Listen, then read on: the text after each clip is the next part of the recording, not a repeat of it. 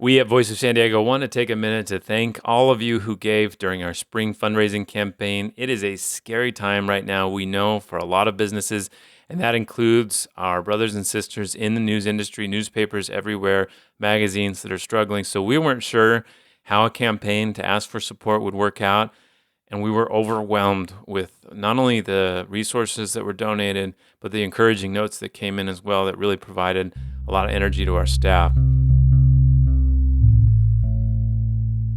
We reached our goal of $150,000 for this campaign, and that means a lot to all of us, so thank you for caring and for contributing. The rest of the year is still going to be the challenge of our lifetimes to make this work. It really is the ultimate test of our business model. So if you're worried that you missed the opportunity to donate, don't. You can still become a Voice of San Diego member and get access to all the exclusive content that we're going to try to provide virtually this year. VOSD.org/donate. You can go to VOSD.org/donate and make your contribution. Again, to all of you, especially all of you who mentioned the podcast, thank you so much. It makes us want to do this and want to do it better each week, and we really appreciate it. Take care and stay safe.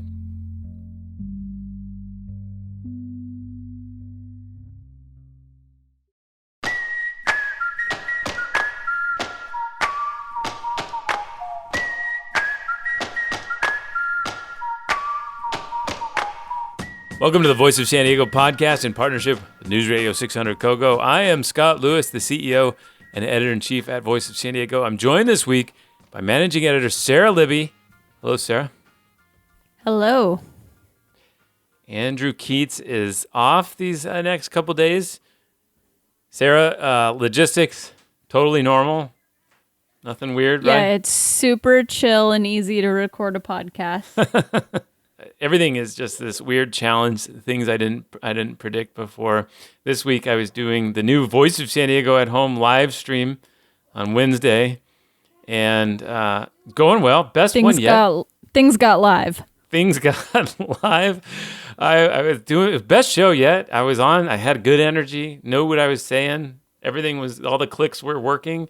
And then towards the end, I'm taking some of the questions and comments from people, and a damn bird flew through the window or through the big door and was just in the kitchen with me, and I was discombobulated. He was banging against the window to get out again. It was just a whole scene. The kids were running around, the dog, everything was just it was quite a moment.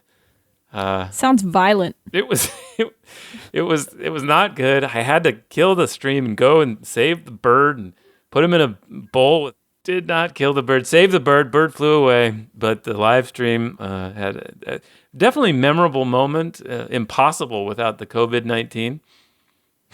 I've got some news of my own. Okay. Which is that I just made that whipped coffee from the internet. Really? Yeah, it was pretty gross. And it took a lot of effort. Okay. But now I'm super wired and ready to do this. Awesome.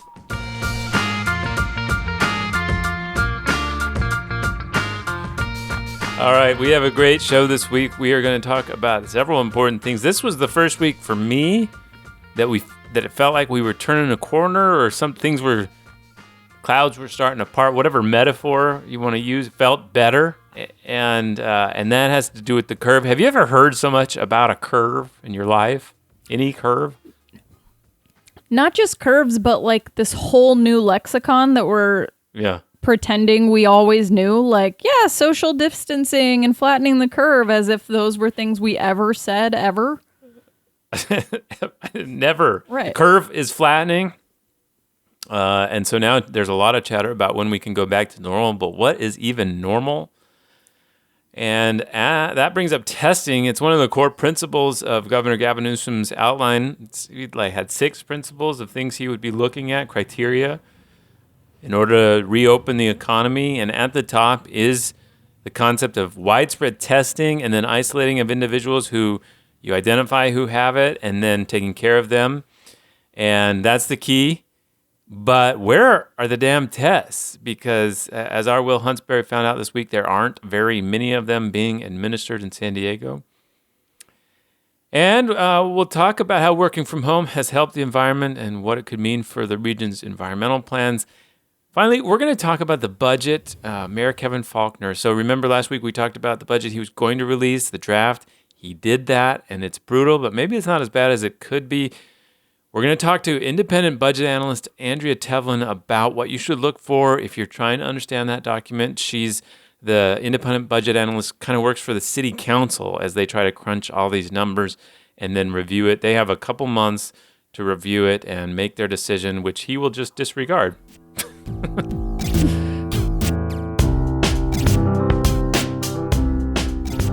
We've been talking for months and months about the Metropolitan Transit System's plan to put a sales tax on this upcoming November's ballot.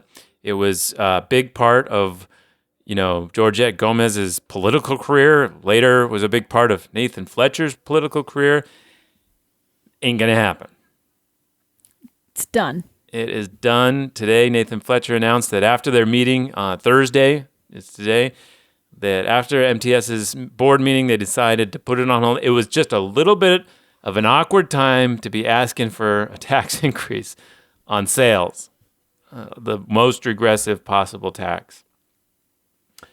And he said, quote, "While the day will come that we ask the public to make an investment in transit, that day is not going to come in 2020. Sarah, no surprise, right?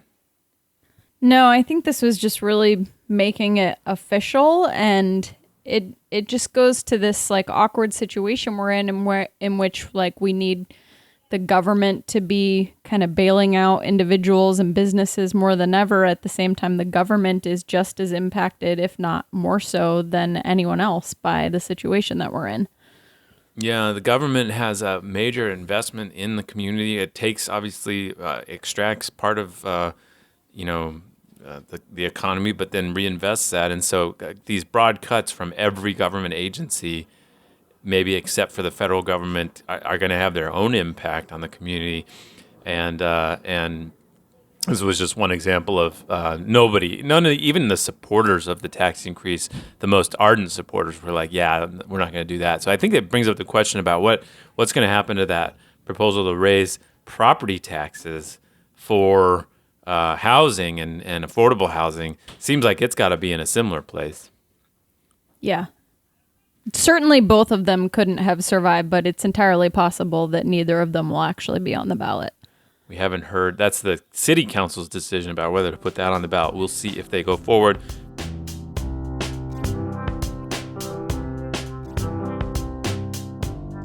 All right, first, our environment reporter, Mackenzie Elmer, she come in with a fire. She did a story this week about how we're all driving less and that traffic has gone down 60%. The roads have cleared up, and that has an effect on the air. What's that gas as she tracked? Nitrogen dioxide? I think nitrous oxide. It's one one of those things they mention in the Fast and Furious movies, right? Right. That's the one that makes your wheels go fast. Your car go really fast. Yeah. Nitrogen dioxide. Thank you. Yes, nitrogen dioxide. That's the one that causes the brown haze. And there's no brown haze right now. And she did a series of graphs. We have a bunch of air quality sensors across the county, and every single one of them is registering at lower emissions, lower smog, better quality air right now. And SANDAG, San Diego Association of Governments, and other places that are trying to do these climate action plans for the future have started to take into account that we may never go back to the same transportation patterns that we had. Obviously, a lot of people are going to get back on the roads, but some of us might figure out how to stay home a lot more, and that could be something they build into some of their plans. Her story was about how things have changed literally in the air right now, but then also how they might change for these plans. Yeah, I thought what was interesting is that, she brought up the city's climate action plan, which a big part of which rests on getting people to change their commuting habits, to go from commuting by car to commuting by transit or biking or walking. And it didn't seem to envision at all that people just wouldn't go to work and that they would work from home. And so that's not currently a component of the climate action plan, but the plan is due to be updated soon. So it seems like it's certainly something that could be incorporated now that we have this new vision of how possible it is to have lots of people working from home, or maybe some people will commute part of the time and people will be staggered in offices as we kind of like slowly go back to normal. Yeah. I mean, as I outline the possible silver linings of this thing, one of the top ones is just like all of these meetings that we all went to, they could probably be done differently, and especially the public meetings. You know, it was an act of elitism to be able to leave your home, leave your children, go wait at a public agency's, evening meeting for 3 hours to make your comment, whether it's a community planning group or the school board or the city council. And so for all of these things, if there is a way that we discover where we can weigh in, you could potentially envision a lot more people being able to weigh in, to participate, a lot more work to be able to get done, and a lot less travel and a lot less headaches as far as like, burdens with kids and stuff like that. Yeah, I mean, all of those agencies also seem to have different rules and different meeting times and different procedures. And so if this does kickstart some sort of more generalized process for how you would be able to submit, feedback or comments, that would be great. All right, so check that out at voiceofsandiego.org. Kent McKenzie's been a great addition. Look forward to her stories in the Environment Report every other Monday. All right, despite repeated claims that San Diego's coronavirus testing capacity is going up, it does not look like that from the data. So Governor Gavin Newsom came out this week and said testing's this high priority. We're going to have to test. We're going to have to trace people who have it. We're going to have to isolate them. We're going to have to take care of people who get it. And all of that is only going to be done. The cornerstone of that is testing. Our Will Huntsberry quotes and talks to some of the county public health leaders who said that you need tens of thousands of tests per day in order to hit some of these goals that they have, in order to get us to the point where we can ease this lockdown. And they're not doing tens of thousands of tests a day. They're doing an average a week ago, Wednesday, the week preceding Wednesday, they did an average of 960 tests per day. That's not tens of thousands per day. And it's not going up. And nobody can really tell us when that might change or what's going on. It was yet another story about the central issue, the curve in San Diego. And yet, like, it's this obvious story, and it's not getting better. That part of the whole central discussion is not getting better. Yeah, I mean, so I guess it can be simultaneously true that testing capacity is increasing, and yet we're not doing more tests. But that's a problem in and of itself if we have this capacity to do them, and yet we're not, because the directives from health officials still seem to be that only basically the sickest people get tested. And, the directives have also changed. It used to be if you had been exposed to somebody directly, you could get a test. And still there are a lot of people who maybe are not showing symptoms who don't have access to tests. And so until we reach a point where everybody who needs a test or thinks there's any possible chance they have it can get tested, things aren't going to go back to normal. No, not at all. And I think this is nationwide. It's like, where are the tests? Like, you could just have a website, wherearethetests.com, and just track it, because it's hard to imagine us ever living with this threat unless they can get to a point where, they're not going to be able to eradicate the coronavirus. That doesn't seem like anything we could hope for, or maybe a vaccine in a year or two. So if we're ever going to have this threat just with us, it has to be accompanied by some sort of widespread testing. They were saying in Will's piece, Will Huntsberry again did this piece for us this week. He was saying in there that they're still relying on test companies that are providing feedback after 12 days after the test, which is like, never going to get up to the scale that we would need if you're waiting 12 days for the responses on those kinds of things. So I just don't know. I'd like to hear how we hope that it's ever going to get better. And that's along with the curve of the cases going down, the testing capacity. We need to have another chart that just shows how that's going up. And then you factor in another component of what we need before things can go back to normal, which is sort of this tracing people who are infected. And, that capacity still seems like it's in its infancy too. The county, I think, is largely just using humans who are kind of by hand doing these, tracing who's been where and who's been in contact with who. And so until that ramps up, alongside testing, man, we still have a long way to go. Yeah. Well, one group that is getting tested right now are the homeless people who are going into the shelter that formerly was known as the Convention Center downtown. Right now, there are about 800 people who have been moved from other shelters in the community that were considered, too densely packed at the moment, that were considered, potential risk areas for transmission of the coronavirus. They were in those tents, those bridge tents, or in other shelters. They were moved into the convention center. Now the convention center is starting to accept people from just on the street. And all of those people at the convention center are going to get a test. The city released today that people who are found to have it are going to be immediately isolated and then sent to a hotel room. The county, of course, has not filled up all the 2,000 hotel rooms that they set aside, both for people who don't have access to an area to isolate themselves or people who are literally homeless and are at risk of transmitting the disease. And so those two groups of hotel rooms are not filled up.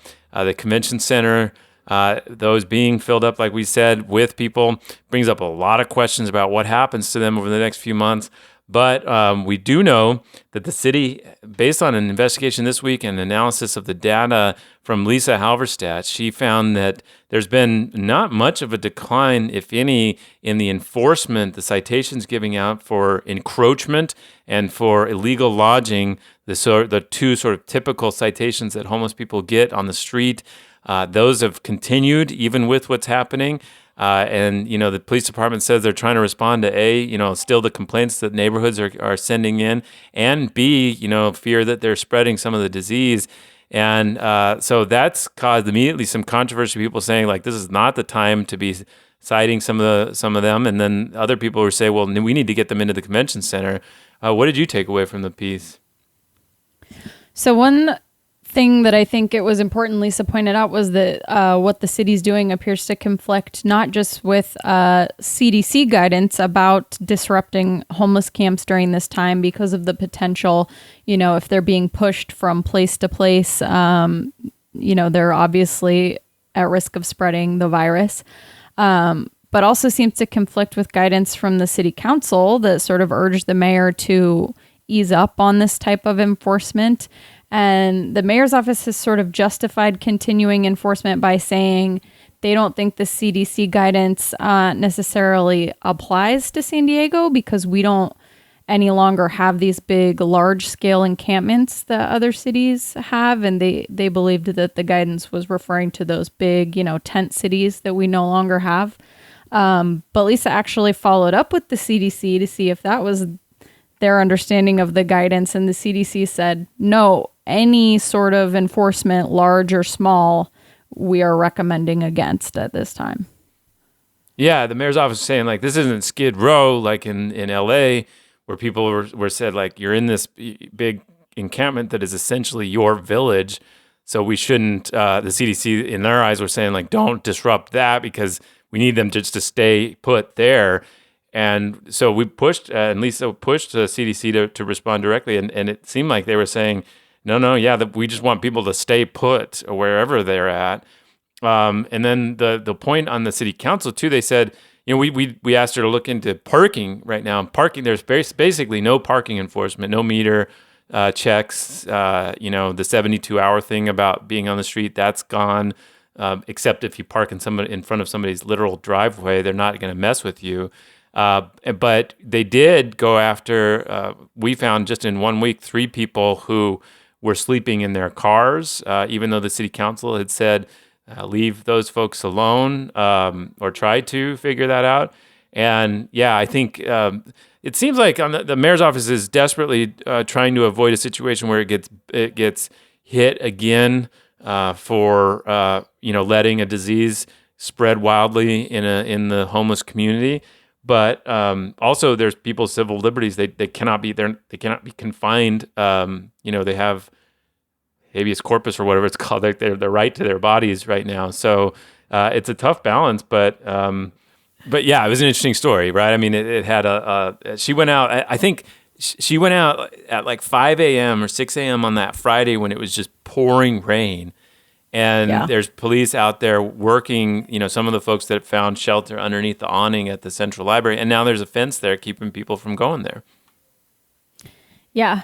Typical Lisa. She was out there at 5 a.m. in the pouring rain talking to homeless people. And you're right, even though the library's closed and it was often, a place where they were able to charge their phones and get some refuge during the day, they're still there. And the police have set time in which they can enforce things because of earlier settlements with the city. And, as soon as the clock flips to when they're allowed to do it, they essentially show up and start clearing people away. Yeah. And I think there's people who point out, well, they don't want to go, we need them to get into shelter. And a lot of people don't want to go there. And Lisa explained to me in a discussion we had this week that a lot of them don't want to go to the convention center because they fear that they'll get sick there. And they're also comfortable with the areas they're at. They're just like you and I, like they have their own neighborhood in a way. So they know where to go to the bathroom. They know how to handle themselves. So it's just a terrible dilemma in so many different ways. But, there are some things. One of the things I'd like to ask the mayor is his interpretation of what's going to happen to these people at the convention center, because they call it Operation Shelter to Home. Does that mean the city has literally taken the charge for these up to 1,500 people, that he will find them permanent housing? That's quite a responsibility, be quite a mandate. I don't think he said that in particular, but that's the implication of the message. Yeah, I mean, the earlier shelters that we had were called bridge shelters because they were supposed to be a bridge into housing. And we saw that was a much harder lift than, the city was able to pull off most of the time. And so now to be taking in even more and more of these people under really dire circumstances, it's just hard to see that it's going to get easier to find them permanent homes. Right. Okay, we're going to talk about how all of this impacts the city of San Diego's budget and how you can understand this giant document that was just released, draft budget for next year's spending at the city of San Diego. Matters more than it has in quite a while. And Andrea Tevlin, the independent budget analyst at the city of San Diego, is going to help us understand how to look at it. If you stay tuned, we will be right back. Stay with us.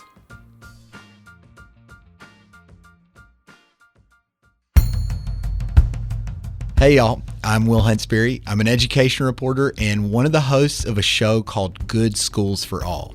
It's a podcast all about schools, how they work and how they don't. This season will bring you stories about struggling schools, preschools, and an unprecedented scam that cost California tens of millions of dollars. Catch the new season now, wherever you listen to podcasts.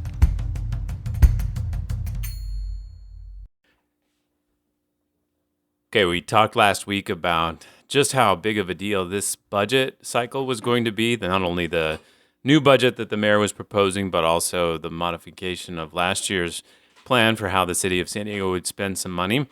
And there is nobody who spends more time maybe sort of going over these numbers and thinking about all the options that the city council has as it gets its chance to weigh in, more than Andrea Tevlin. She's the independent budget analyst at the city of San Diego. Been there for how long, Andrea?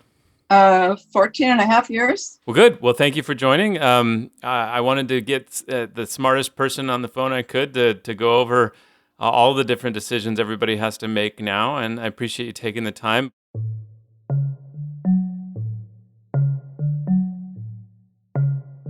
Yeah, so let's describe what you do, first of all. So you work for the city council, correct?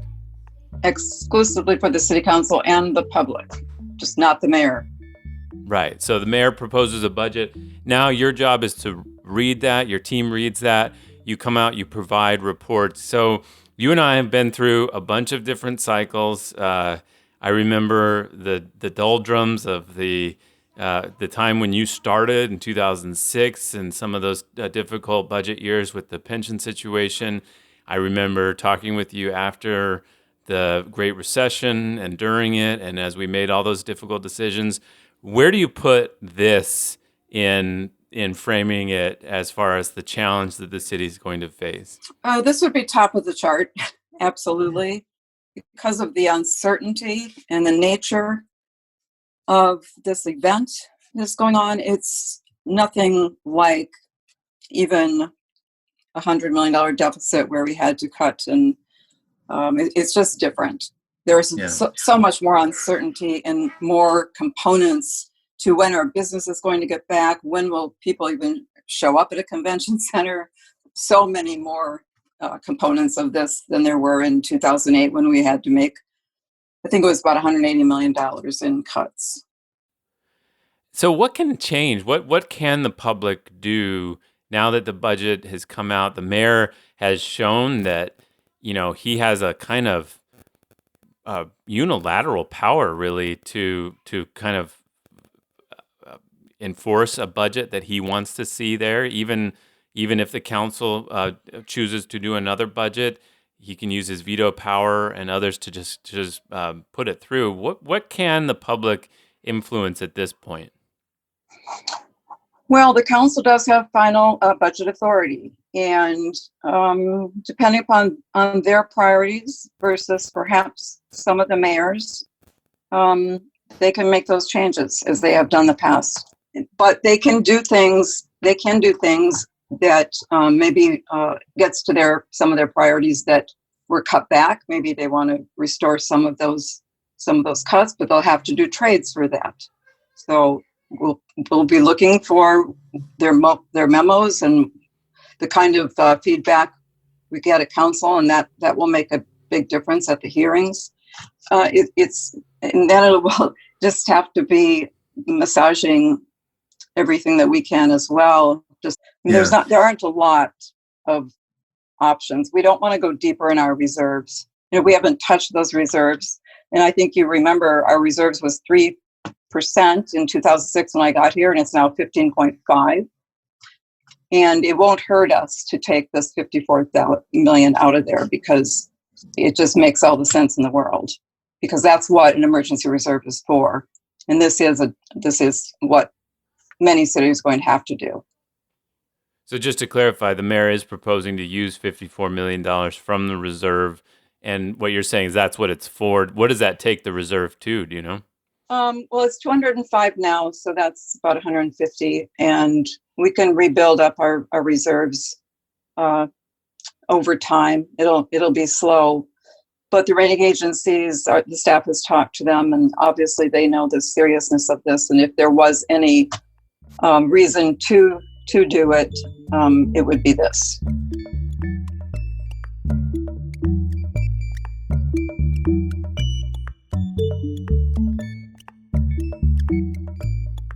So it doesn't look like the city has an actual cash flow problem right now, right? It can still pay its bills and survive. Right. Yes.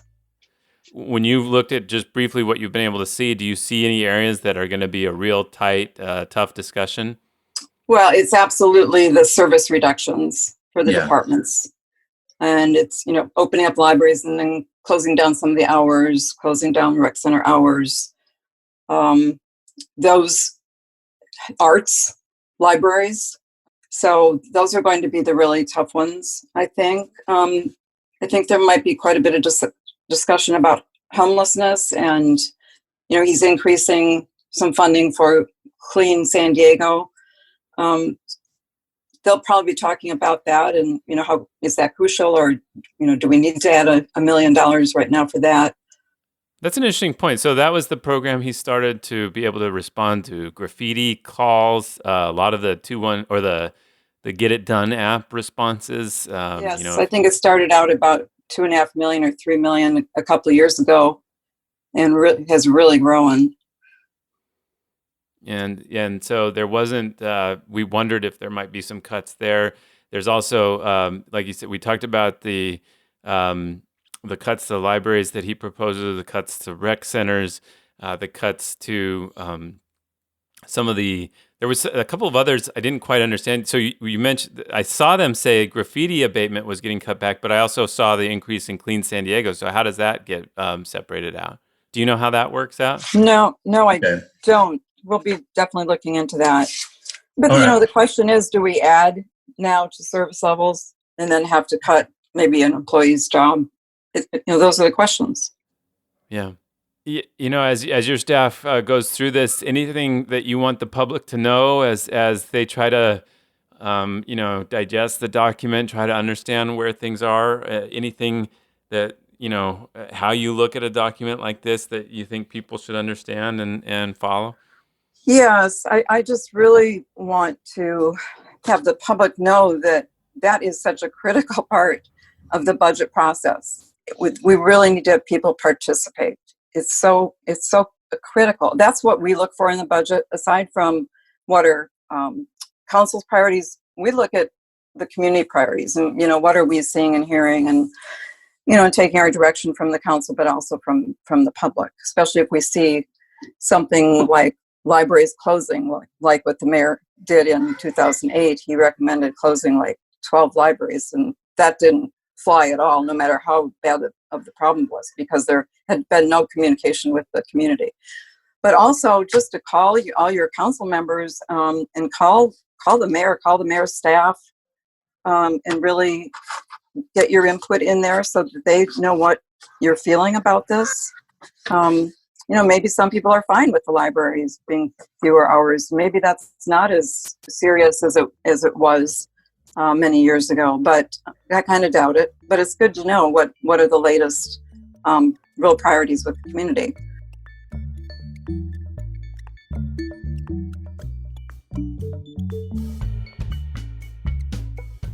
And also, if they have questions about things, they should feel free to call our office. We do a lot of talking to community people, on questions about various issues. Our report on the 29th will be on our site. They can also go get the mayor's budget that is on his site now. So there's a lot you can do. There really is. Yeah. So all you have to do is look up City of San Diego Independent Budget Analyst, and you can check out all of her reports. Their entire job is just to try to make sense of all this on behalf of the City Council and thus on behalf of you. So part of the reason I wanted to get her involved at first.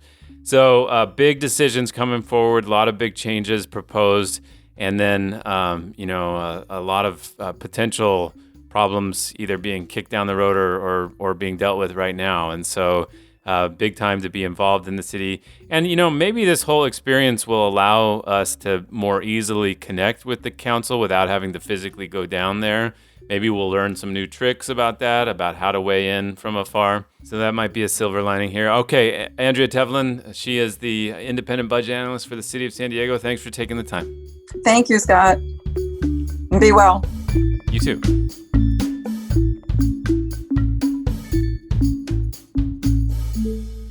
Thanks for listening to the Voice of San Diego podcast. It is the most popular public affairs podcast recorded in our respective homes, but based in the great Voice of San Diego podcast studio, which is sponsored by the Bob Nelson Charitable Fund. Thank you, Bob Nelson Charitable Fund. We have a new show you should know about. It's called Voice of San Diego at Home. It's a video series. It goes up Mondays and Wednesdays and Fridays on social media. It's a live stream. I can't promise wildlife every week. We cover the news of the week, audience questions, interviews with reporters. Just follow us on Twitter, Facebook, or Instagram to be able to see it. We are at Voice of San Diego on all of those platforms. I'm Scott Lewis, CEO and Editor-in-Chief. Sarah Libby's Managing Editor. And this show is produced by Nate John, Megan Wood, and Adriana Heldes. Thanks for listening. We'll talk to you next week.